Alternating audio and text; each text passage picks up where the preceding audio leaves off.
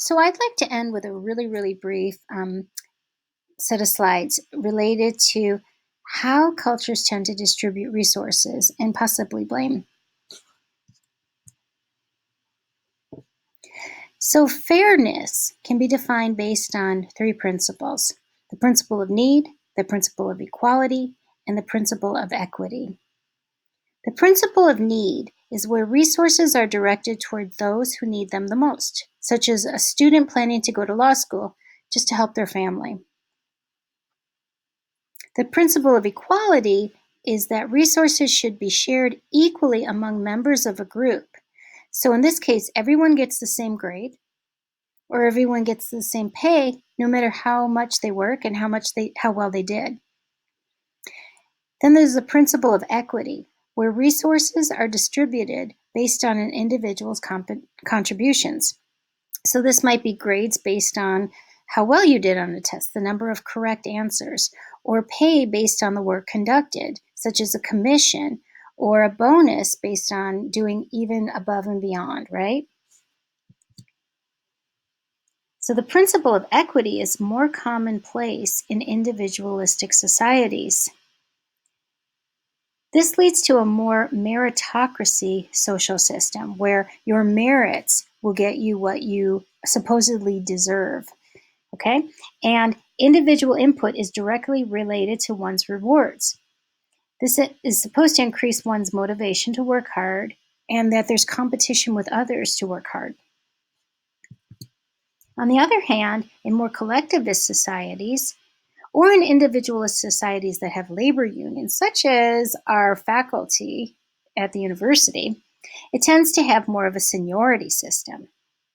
While everyone gets a raise, people who have been in the company for longer get more benefits. Everyone who reaches that point will receive such benefits. This means that there might be less motivation to work hard, given that there's a weaker link between individual input and one's rewards. Less competition with others might promote a more harmonious relationship by removing this intra-group competition. So let's talk about a study about this. There was a study that contrasted Americans with Indian people. And they asked them how to distribute money for a bonus to two employees. Employee 1 was a very effective worker.